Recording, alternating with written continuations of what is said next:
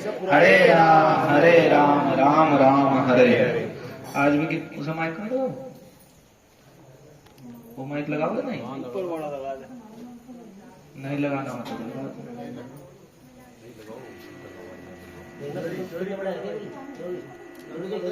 ओम अज्ञानतिमिरान्धस्य ज्ञानाञ्जनशलाकया चक्षुरुन्मीलितं येन तस्मै श्रीगुरवे नमः। श्रीचैतन्यमनोभीष्टं स्थापितं येन भूतले स्वयं रूपः कदा मह्यं ददाति स्वपदान्तिकम्। वन्देऽहं श्रीगुरोः श्रीयुतपदकमलम् श्रीगुरून् वैष्णवांश्च श्रीरूपं साग्रजातं सहगण रघुनाथान्वितं तं सजीवं साद्वैतं सावधूतं परिजनसहितं कृष्णचैतन्यदेवं श्रीराधा कृष्णपादान् सहगण ललिता श्रीविशाखान्वितांश्च।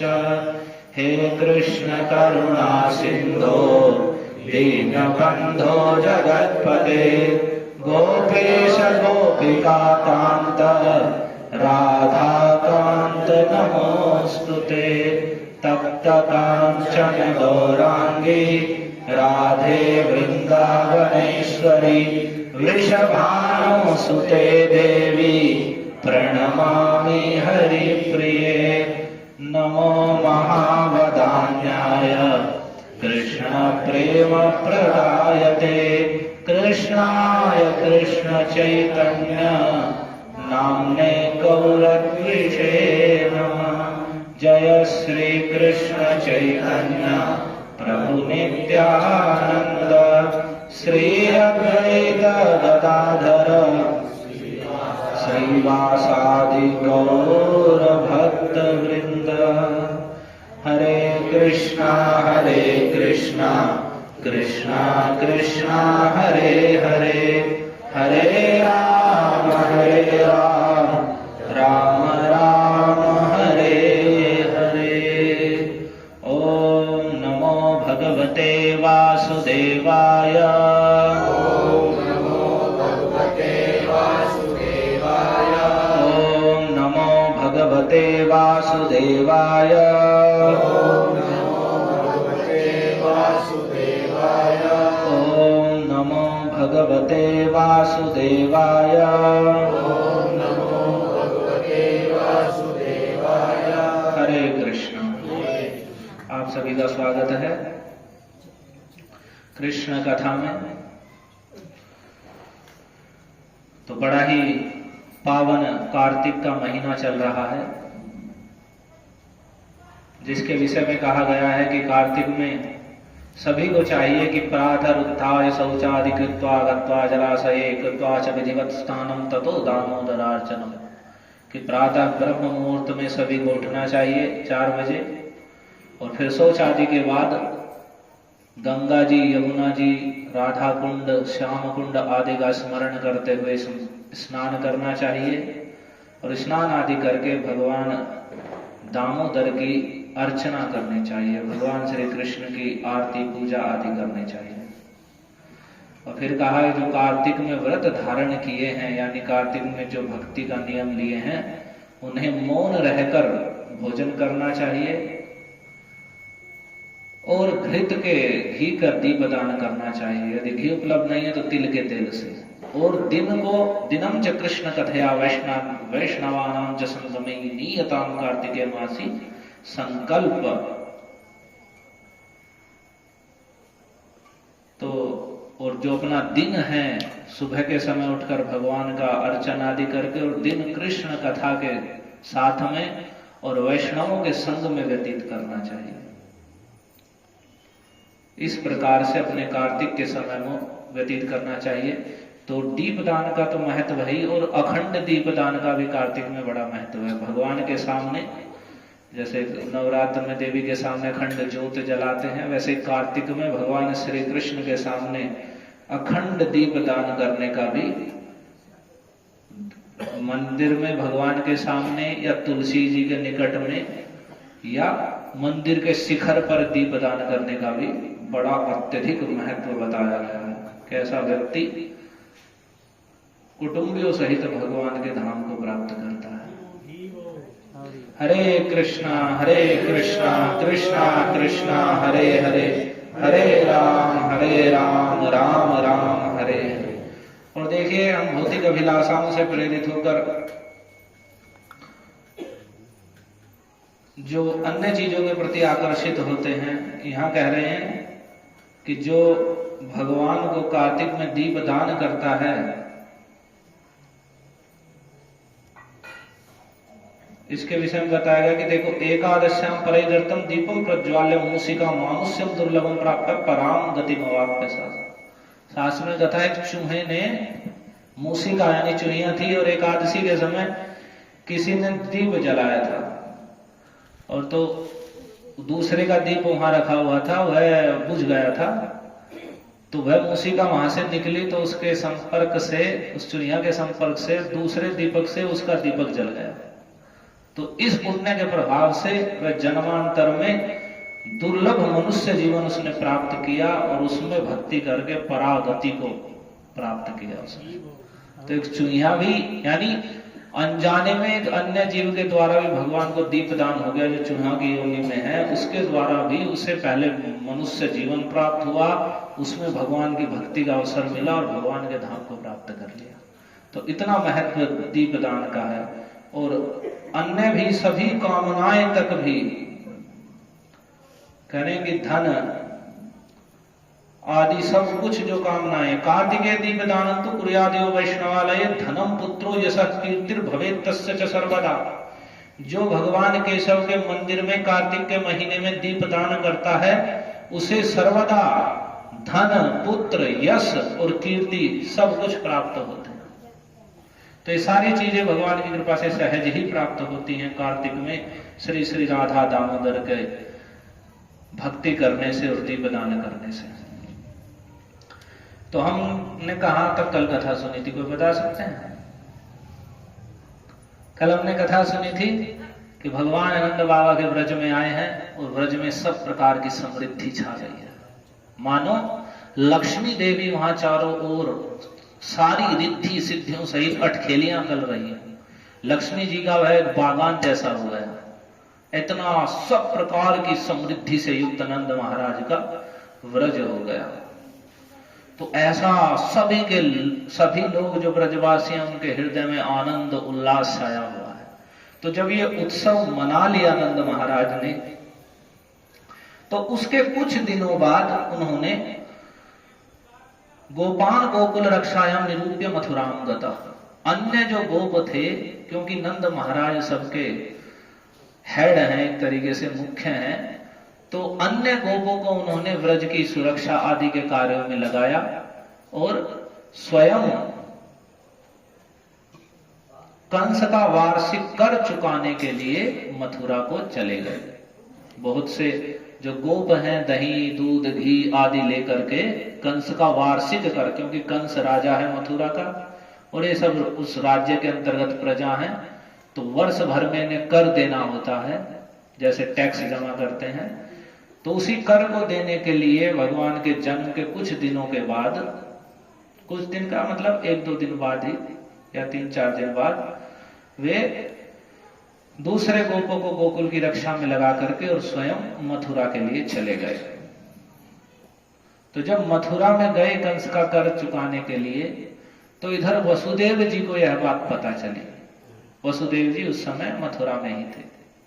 यहाँ एक बड़ी महत्वपूर्ण बात है, सामान्य लोग यही जानते हैं कि वसुदेव देवकी को कंस ने जब विवाह के समय जा रहे थे और कंस मारने के लिए चला था, और जैसे तैसे करके वसुदेव जी ने उससे ये कह करके कि मैं अपने पुत्रों को तुम्हें दे दूंगा, तुम देवकी को छोड़ दो, ऐसा उन्होंने कहा। तो लोग समझते हैं कि जभी से कंस ने उन्हें जेल में डाल दिया, कारागार में, और फिर वे जब तक कारागार में ही रहे जब भगवान ने जाकर उन्हें छुड़ाया। तो वैसा नहीं है। कंस ने उस समय उन्हें कैद में नहीं डाला। जब वसुदेव जी ने उनसे कह दिया कि मैं अपने पुत्रों को, जिनसे तुम्हें भय हो रहा है, तुम्हें देवकी से तो कुछ भय नहीं है, तो इसे क्यों मार रहे हो? तुम्हें भय है इसके पुत्रों से, तो इसके पुत्रों को मैं तुम्हें दे दूंगा, तुम देवकी को छोड़ दो। तो वह कंस जानता था कि वसुदेव जी पूर्ण रूप से सत्यवादी हैं, वे अपने वचन से कभी भी हिल नहीं सकते हैं, उनका वचन झूठा नहीं हो सकता है।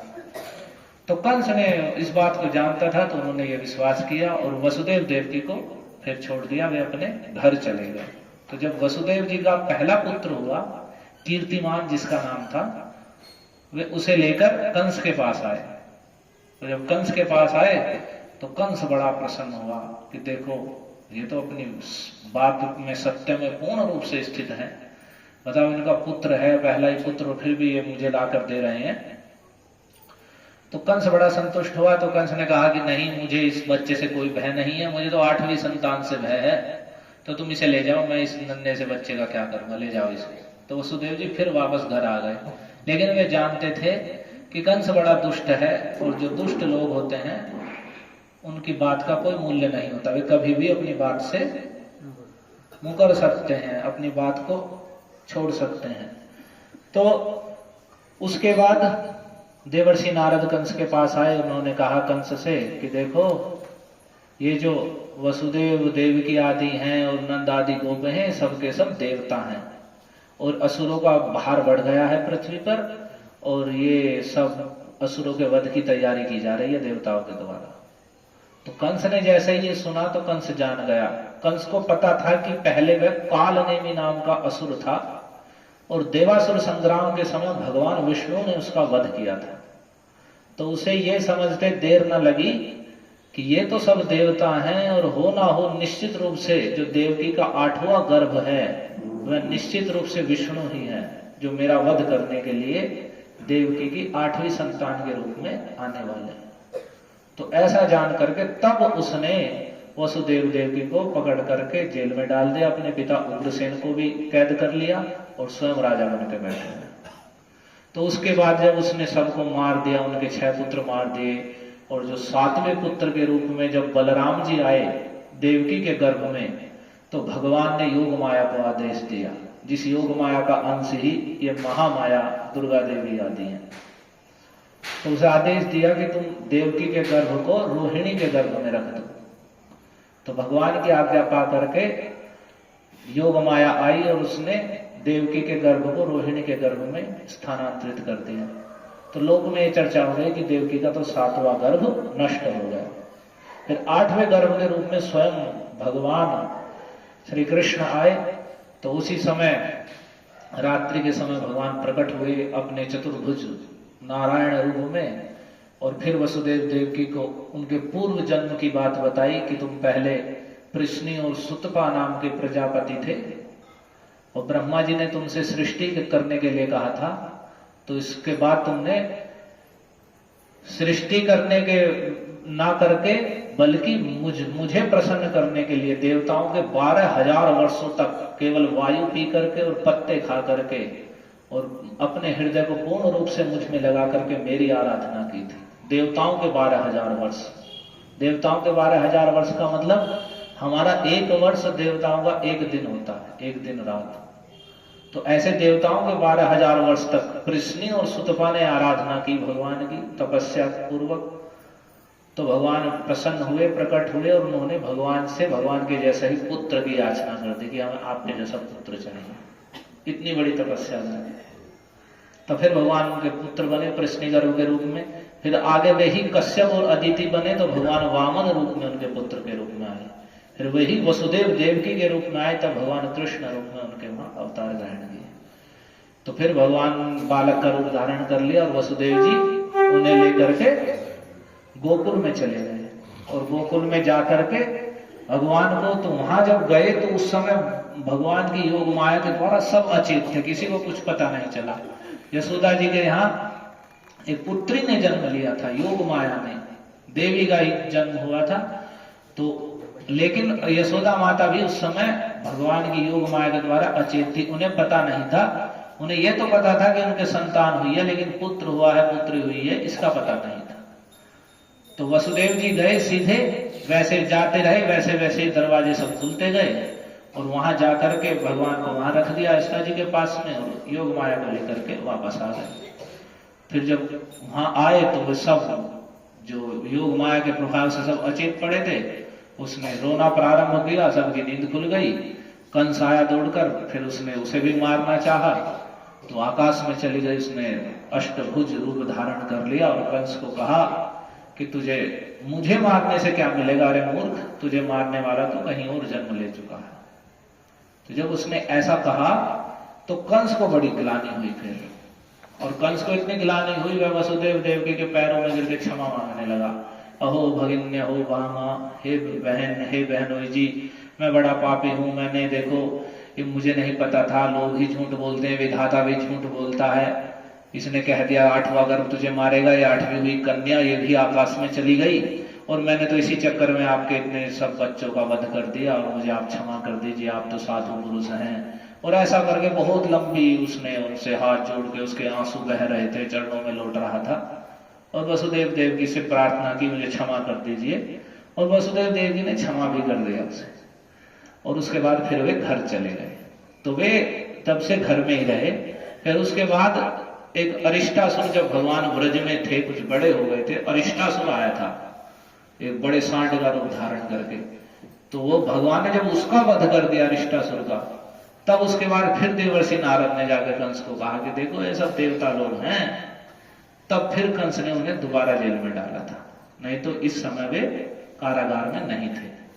जैसे ही 8वीं संतान के रूप में वे उसे तो पता चला कि पुत्री हुई है, तो उसके बाद उसने उन्हें कैद से छोड़ दिया था, क्षमा प्रार्थना की थी, बल्कि बहुत सारी भेंट दे करके उन्हें प्रसन्न किया था कंस ने। तो वही वसुदेव जी को जब यहाँ पता चला, अभी तो कुछ ही दिन हुए, 2-4 दिन हुए, अभी तो ये भी कैद से अपने घर गए हैं, और रात्रि में वसुदेव जी को तो पता है कि मैं वहां रख के आया हूं, लेकिन नंद महाराज के ब्रज में तो सबको यही पता है कि यशोदा जी के यहाँ जन्म हुआ है, पुत्र का जन्म हुआ है। तो उसके 2-4 दिन बाद ही नंद महाराज कर चुकाने के लिए कंस के वहां चले गए। तो जब वसुदेव जी को यह पता चला कि नंद आए हैं, तो वसुदेव जी और नंद महाराज का बड़ा भारी प्रेम था, बड़ी प्रीति थी, मैत्री थी, भाई के समान बिल्कुल। तो वसुदेव जी को जब पता चला कि मेरे भाई नंद जी मथुरा में आए हैं, और उन्होंने कंस को उसका कर भी दे दिया है, तब जहां नंद बाबा रुके हुए थे जिस जगह पर, वहां वसुदेव जी उनसे मिलने के लिए गए। तो जब वसुदेव जी वहां मिलने के लिए गए, तो जो ही वसुदेव जी को देखा तो नंद महाराज अचानक कि ये वसुदेव जी आ गए हैं, तो उठकर खड़े हो गए, इतने प्रसन्न हुए मानो किसी मरे हुए शरीर के अचानक प्राण आ गए हैं। मरा हुआ शरीर जैसे जीवित हो जाए और चलने लगे, ऐसे इतने आनंद से नंद महाराज वहां उठकर खड़े हुए, मानो मृतक शरीर में प्राण आ गया हो। और बड़े प्रेम से अपने परम प्रिय वसुदेव जी को उन्होंने दोनों हाथों से पकड़ लिया और हृदय से लगा लिया। प्रीतः प्रियतमं दोर्भ्यम सस्वजे प्रेमो विह्वल, हृदय से लगा लिया। और उस समय नंद महाराज प्रेम से विह्वल हो रहे थे, हृदय में प्रेम रोके से नहीं रुक रहा था, इतने आनंद में हो गए वसुदेव जी से मिलकर। इतना गाढ़ प्रेम था परस्पर वसुदेव जी और नंद महाराज का। तो जब आपस में ऐसे गले मिले, आलिंगन किया, उसके बाद नंद महाराज ने वसुदेव जी का बड़ा स्वागत सत्कार किया और आदर पूर्वक उन्हें श्रेष्ठ आसन पर बैठाया। और जब ये स्वागत की भी विधि है, आजकल तो कोई आ जाए मिलने के लिए, बल्कि गृहस्थों के लिए विशेष है कि घर में कोई अतिथि आए हैं तो उसका विशेष आदर करें अपने दूसरे कार्य छोड़ करके भी। लेकिन आजकल और लोग इतने संकुचित हो गए हैं कि अगर कोई घर में आ जाए, अगर पता भी लग जाए कोई आ रहा है, तो पहले उन्हें सदमा सा छा जाता है कि अगर कोई घर में आ रहा है उसका स्वागत करना पड़ेगा, खर्चा पानी हो जाएगा। और जबकि गृहस्थ का मुख्य धर्म अतिथि सेवा, गृहस्थेर मुख्य धर्म, गृहस्थ का मुख्य धर्म अतिथि सेवा। और गृहस्थ हैया जेवा अतिथि सेवा ना करे, पशु पक्षी है ते अधम बलितारे। जो गृहस्थ होकर भी अतिथि सेवा नहीं करता है तो सास कह रहे हैं पशु पक्षी से भी अधम बताया गया है। यदि कोई दीन दरिद्र भी है तो कम से कम उसके पास जल तो है, बिठाने के लिए आसन तो है, और बोलने के लिए मधुर वचन तो है, तो उसके द्वारा भी वह अतिथि सत्कार कर सकता है। ये नहीं है कि हमारे जितना सामर्थ्य है उसके अनुसार अतिथि अपने घर हुए आए गए अतिथि अभ्यागत मेहमान आदि का स्वागत करना चाहिए। तो ये नंद महाराज देखे कितना, वसुदेव जी जो ही मिलने के लिए आए प्रेम से खड़े हो गए, आलिंगन किया, स्वागत सत्कार करके श्रेष्ठ आसन पर बैठाया। और जब वे आराम से बैठ गए तब कुशल क्षेम पूछ रहे हैं। ये नहीं कि आते पूछने लगे हाँ जी क्या किस काम से आए, कैसे आ गए, क्यों आ गए, नहीं, आया बिठाया उन्हें और स्वागत सत्कार करके जब आराम से बैठ गए तब उनसे पूछने लगे। और इधर पहले वसुदेव जी ने ही बोलना प्रारंभ किया। क्यों कह रहे हैं, उस समय प्रसक्त धी स्वात्म जयोरिदमाह विषांपते। हे राजन, उस समय वसुदेव जी तो जान रहे थे कि मेरे दोनों पुत्र नंद महाराज के घर में रह रहे हैं। मेरे दो पुत्र हैं, दोनों नंद महाराज के घर हैं। एक रोहिणी के पुत्र के रूप में जो बलराम जी जन्मे हैं, और एक जो वसुदेव जी वहां रख कर आए हैं। तो उनका हृदय अपने चित्त पूर्ण रूप से उन दोनों पुत्रों में लगा हुआ था। तो वे नंद बाबा से कुशल मंगल पूछने लगे और पूछते हुए कहने लगे, दिष्ट्या भ्रातः प्रवयस इदानीम प्रजस्यते प्रजाशाया निवृत्तस्य प्रजायत समपद्यत। तो वे एक बड़ी बात कह रहे हैं। देखिए क्या अद्भुत बात है। वसुदेव जी जान रहे हैं कि नंद महाराज के यहां जो पुत्र है वह मेरा पुत्र है, जिसका अभी उत्सव मनाया गया है कि नंद के यहाँ पुत्र ने जन्म लिया है। ये कितनी रहस्यपूर्ण बात है कि नंद, वसुदेव जी को पता है लेकिन सारे जगत को यही पता है कि नंद रानी यशोदा जी के यहाँ पुत्र हुआ, पुत्र ने जन्म लिया है। तो नंद महाराज की आयु बहुत हो चुकी थी, लंबी आयु हो गई थी, अवस्था ढल गई थी और उन्हें कोई संतान की प्राप्ति नहीं हुई थी। लेकिन अब उन्हें संतान की प्राप्ति हो चुकी थी। तो इसी बात को यहां कह रहे हैं। वसुदेव जी अपने मुंह से कह रहे हैं, ये नहीं कह रहे कि मैं ऐसे ऐसे रख के आया हूं, मेरा ही पुत्र है, वो तुम्हारी कन्या थी और ऐसा ऐसा हो गया है, ये नहीं कहा वसुदेव जी ने। बल्कि वसुदेव जी कह रहे हैं, हे भाई, तुम्हारी अवस्था ढल चली थी, बड़ी आयु हो गई थी और अभी तक तुम्हें कोई संतान नहीं हुई थी। लेकिन बड़े सौभाग्य की बात है कि अब तुम्हें संतान की प्राप्ति हो गई है। इसलिए अब जो तुम्हारी आशा थी कि संतान हो जाए, तो वह संतान की आशा भी अब आपको नहीं रही है, संतान की आशा भी आपकी पूरी हो गई है। तो कितनी रहस्य को उन्होंने रहस्य ही बनाए रखा वसुदेव जी ने, कि जो गूढ़ बात है उसे वैसे ही कि नंद महाराज के यहाँ पुत्र हुआ है, तो और उनका भी आनंद है हृदय में, सब ब्रजवासियों के। अगर वे कह दें कि वो मेरा पुत्र, ऐसा तो हो सकता है वो आनंद कम हो जाएगा। तो उन्होंने वह कुछ बात को नहीं खोला। तो उन्होंने ऐसे ही कहा कि नहीं, आपके यहां आपको संतान हो गई है और आपकी आयु ढल गई थी, तो आपकी जो बड़ी आशा थी संतान प्राप्ति की वह भी पूरी हो गई है। देखो, और यह भी बड़े सौभाग्य का विषय है कि आज हम लोग आपस में मिल रहे हैं, ये भी कितने आनंद का विषय है। क्योंकि इस संसार चक्र में अपने प्रेमी जनों का मिलना बड़ा दुर्लभ है। जो निष्कपट निस्वार्थ प्रेम रखते हो, प्रीति करते हो, ऐसे लोगों का मिलना बड़ा दुर्लभ है इस संसार में। क्योंकि लोग किसी ना किसी स्वार्थ, अपने उल्लू सीधे करने के लिए मित्र संबंधी बने रहते हैं। और कलयुग में तो कोई प्रेम नाम की कोई चीज नहीं, स्त्री पुत्र पति पत्नी पिता पुत्र, इन सब में केवल स्वार्थ के संबंध ही उनका आपस में कुछ प्रीति रहती है। नहीं तो भाई बंधु किसी में भी कोई प्रीति प्रेम नहीं है। परस्पर एक दूसरे को ठगने की ही प्रवृत्ति अधिक है। जहां अवसर मिले एक दूसरे को ठग लिया जाए। तो उन्होंने कहा, देखो, बड़े सौभाग्य से हमारा मिलना भी हो गया है। इस संसार का चक्र ऐसा ही है, इसे तो एक प्रकार से पुनर्जन्म ही समझना चाहिए कि इतने दिनों से मिले नहीं थे, आज हम मिल गए। और एक बड़ा सुंदर उदाहरण दे रहे हैं कि देखो, नैकत्र प्रिय संवास सुहृदाम चित्रकर्मणाम ओघेनम व्यूह्यमानानाम प्रवानाम स्रोतसो यथा, कि देखो जैसे नदी है और नदी का प्रवाह चलता है, उसमें जितने तिनके या बेड़े होते हैं वे उस नदी के प्रवाह में बहते बहते सदा एक साथ नहीं रह सकते। धार चल रही है, उसमें कुछ तिनके बह रहे हैं, इकट्ठे होकर बह रहे हैं, और बहते बहते धार बदलेगी तो कुछ तिनके इधर कुछ इधर कुछ उधर ऐसे चले जाएंगे।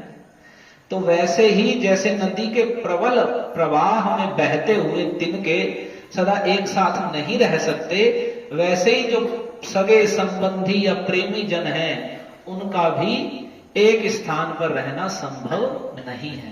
जबकि सभी को प्रिय लगता है कि हमारे संबंधी घर परिवार के सब हम एकत्र होकर प्रेम से रहें, लेकिन वह संभव नहीं है। क्यों नहीं है? तो कह रहे हैं क्योंकि चित्र कर्मणाम, क्योंकि सबके कर्म अलग अलग हैं। सबके कर्म अलग अलग हैं तो कर्मों के फल भी अलग अलग हैं। तो जिसके जैसे कर्म हैं उसके कर्म फल उसे वहीं वहीं खींचते हैं। सब चाहते हैं कि मेरे घर में मेरे पुत्र आदि हैं और सब हम एक साथ रहें, लेकिन जैसे जैसे वे बड़े होते हैं सब अपने अपने कर्मों के अनुसार सबकी मति वैसी होती है और अपने अपने जहां तहां सब लग जाते हैं। तो इसी बात को कह रहे हैं सबके प्रारब्ध कर्म अलग अलग हैं, कर्मों के फल अलग अलग हैं। तो जैसे नदी के स्रोत में तिनके बहते में सदा एक साथ नहीं रह सकते, वैसे ही सगे संबंधी या प्रेमी जन एक साथ रहना उनका सब समय सदा के लिए संभव नहीं है। यद्यपि वह सबको प्रिय लगता है, परंतु फिर भी ऐसा नहीं हो सकता क्योंकि सबके कर्म अलग अलग हैं। ऐसा कहने के बाद फिर वसुदेव जी कहते हैं, देखो इस समय आप महावन में रह रहे हो। जो गोकुल है, जो पूरा ब्रजमंडल है, उसमें 12 वन है, जिसमें वृंदावन, महावन, काम्य वन, खदिर वन, ये सब अनेक वन है, भद्रवन, बेलवन, 12 वन है पूरे ब्रजमंडल में 84 कोष में। उसमें 12 वन में सबसे मुख्य वृंदावन है। तो जो गोकुल बसा हुआ है उसे कहते हैं महावन। महावन में गोकुल बसा हुआ है। तो उस समय नंद बाबा वहीं गोकुल में महावन में निवास कर रहे थे और उसके बाद फिर वृंदावन आकर रहे, फिर उसके बाद नंदगांव में जाकर रहे। तो उस समय महावन में रह रहे थे। तो वसुदेव जी कह रहे हैं कि हे भाई, अपने भाई बंधु और स्वजनों के साथ में आजकल आप जिस महावन में रह रहे हो, क्या वह वन, उसमें जल, घास और लता पत्र आदि तो भरपूर हैं, भरे पूरे हैं? यह वन पशुओं के लिए अनुकूल है और सब प्रकार से रोगों से बचा हुआ तो है?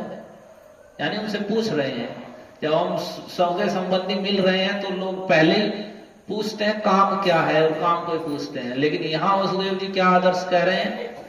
देखिए, एक शिक्षा भी दे रहे हैं इसमें। ऐसा है, पहले पूछ रहे हैं कुशल क्षेम, फिर एक ज्ञान की बात की, सब एक साथ नहीं रह सकते हैं, और फिर उनसे पूछ रहे हैं कि आप जहां रह रहे हैं, क्योंकि आप गोप हैं, आपके गाय हैं, इतने सारे पशु हैं, तो उनके पालन के लिए घास, फूस, जल आदि की आवश्यकता है। तो उसे पूछ रहे हैं कि आप जिस महावन में रह रहे हैं वहां जल पर्याप्त है, वहां घास पर्याप्त है, वहां जो लता पत्र आदि जो भी आवश्यक वस्तुएं हैं पर्याप्त तो हैं? तो और वह वन पशुओं के लिए अनुकूल है, उसमें कोई रोग तो नहीं है कि वन में कुछ रोग हो गया, सब सूख गया है, ऐसा तो नहीं है? ऐसा उन्होंने उनसे प्रश्न किया। ऐसा प्रश्न करने के बाद फिर वे अब उस बात पर आते हैं जिसको वे शुरू में बोलना चाह रहे थे। क्योंकि फिर कह रहे हैं, भ्रातर मम सुतः कच्चिन मात्रा सह भवत ब्रजे तातम भवंतम मनमानो भवद्भ्याम उपलालितः।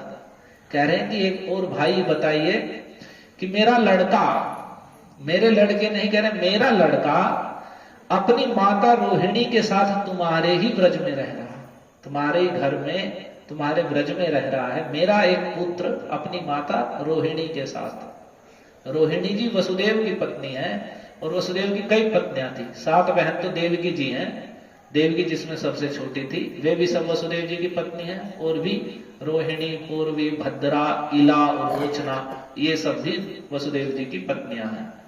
तो जब कंस के अत्याचार से पत्नियां अलग अलग स्थानों पर रह रही थी, तो उस समय रोहिणी जी नंद भवन में रह रहे थे। तो उसी बात को यहां वसुदेव जी ने पूछा कि मेरा जो पुत्र है, उन्होंने उसी पुत्र को लक्षित किया जो रोहिणी जी के यहां हुआ है। तो एक ही पुत्र को कह रहे हैं, मेरा एक पुत्र अपनी माता के साथ आपके ही ब्रज में, आपके ही घर में रह रहा है, और क्योंकि लालन, उसका लालन पालन तो तुम और यशोदा ही करते हो, तो निश्चित रूप से वह तुम्ही को अपना माता पिता मानता होगा। तो क्या वह भी अच्छी तरीके से है, यानी मेरा जो पुत्र है क्या वह अच्छे से है, उसकी माता और वह वहां रह रहे हैं, और तुम दोनों ही नंद यशोदा ही उसका पालन कर रहे हो, तो वह तुम्हें ही माता पिता मानता हो, उसे पता नहीं होगा कि मेरे पिता कौन है। तो तुम, क्या वह मेरा पुत्र अच्छे से तो है जिसका तुम पालन कर रहे हो। अब फिर आगे एक बड़ी बात कहते हैं, कह रहे पुंसस्त्रिवर्गो विहित सुहृदो हेनुभावितः न तेषु क्लिश्यमानेषु त्रिवर्गोऽर्थाय कल्पते। कह रहे हैं कि जो मनुष्य के लिए त्रिवर्ग, त्रिवर्ग कहते हैं धर्म, अर्थ और काम। धर्म का अर्थ धर्माचरण, पुण्य कर्माचरण करना, अर्थ धन आदि की प्राप्ति, और काम जो हमें आवश्यक वस्तुएं हैं, रहना, उड़ना, पहनना, सब कुछ, ये तो एक त्रिवर्ग है। तो मनुष्य के लिए वे ही त्रिवर्ग अच्छे शास्त्र के द्वारा बताए गए हैं जिसके द्वारा उसके स्वजनों को सुख मिले। ये नहीं कि केवल वह धर्म और धन और आवश्यक वस्तुएं केवल वह अपने लिए ही बस इकट्ठी करके लगे, जिससे जो उसके स्वजन हैं, अपने मित्र संबंधी परिवार के सब लोग, वह सबको मिले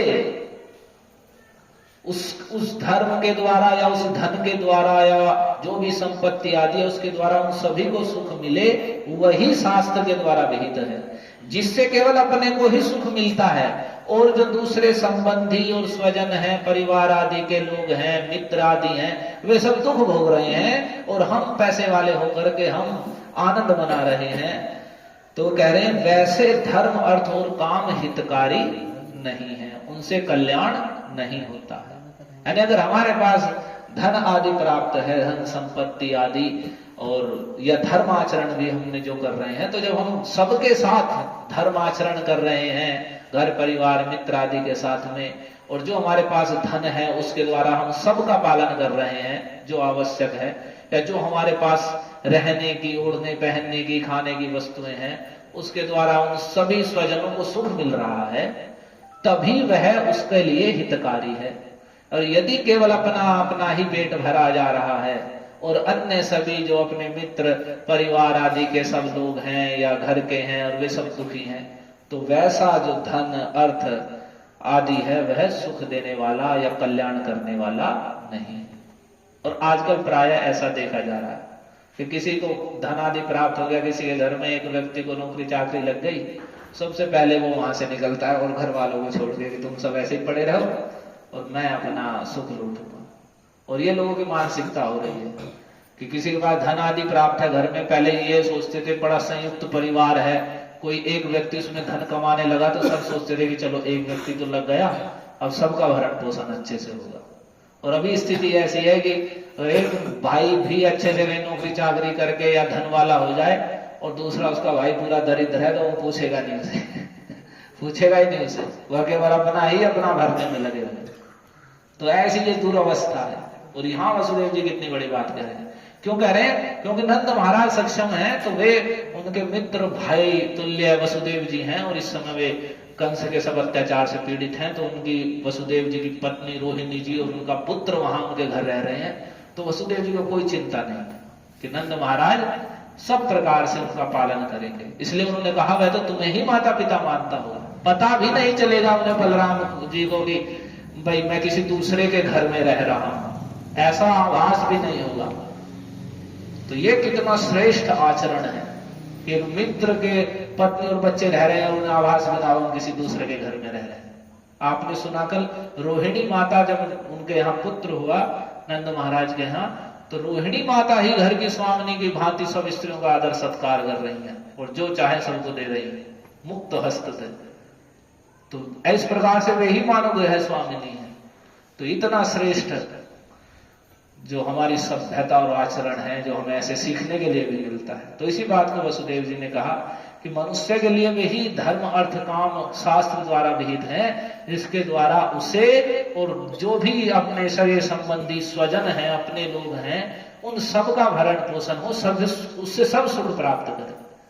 जो केवल अपने अपने को ही सुखी करना चाहता है धन संपत्ति आदि के द्वारा या धर्माचरण के द्वारा, और उसके स्वजन क्लेश पा रहे हों, दुख झेल रहे हैं, तब उसके पास जो है धर्म अर्थ काम है वह उसका कल्याण करने वाला नहीं है। वह भी एक तरीके का पाप कर्म है बड़ा भारी, कि हम स्वजन आदि सब दुखी हैं और हम जो है अपनी मौज मस्ती में चूर है। हरे कृष्णा कृष्णा कृष्णा हरे हरे, हरे राम राम राम हरे हरे। तो इसके बाद नंद महाराज उनसे पूछेंगे, 4 श्लोक हैं, और जब नंद महाराज उनसे पूछेंगे कि आपके पुत्र मारे गए, फिर वसुदेव जी ने कहेंगे कि शीघ्र आप नंद जी आप गोकुल में चले जाइए, क्योंकि मुझे लग रहा है कि निश्चित रूप से गोकुल में उत्पात हो रहे हैं, आप जाइए वहां। तो नंद महाराज जाते हुए यही सोचेंगे कि वसुदेव जी के वचन झूठे नहीं हो सकते, निश्चित रूप से कुछ ना कुछ गोकुल में उत्पात हो रहा है। तो जब नंद महाराज वहां जाएंगे तो देखेंगे कि उत्पात हो चुका है, इतने पूतना का वध हो चुका है, पूतना को मार चुके हैं भगवान। तो ये कथा हम कल सुनेंगे। ग्रंथराज श्रीमद् भागवतम की जय। कार्तिक मास महा महोत्सव की जय। नंद नंदन भगवान श्री कृष्ण चंद्र की जय। श्री श्री यशोदा दामोदर भगवान की जय। श्री श्री राधा दामोदर भगवान की जय। श्री कृष्ण चैतन्य महाप्रभु की जय। अनंत कोटि वैष्णव भक्त वृंद की जय। जगत गुरु श्रील प्रभुपाद की जय। श्री श्रीमद् राधा गोविंद दास गोस्वामी महाराज की जय। निताय गौर हरि प्रेमानंद।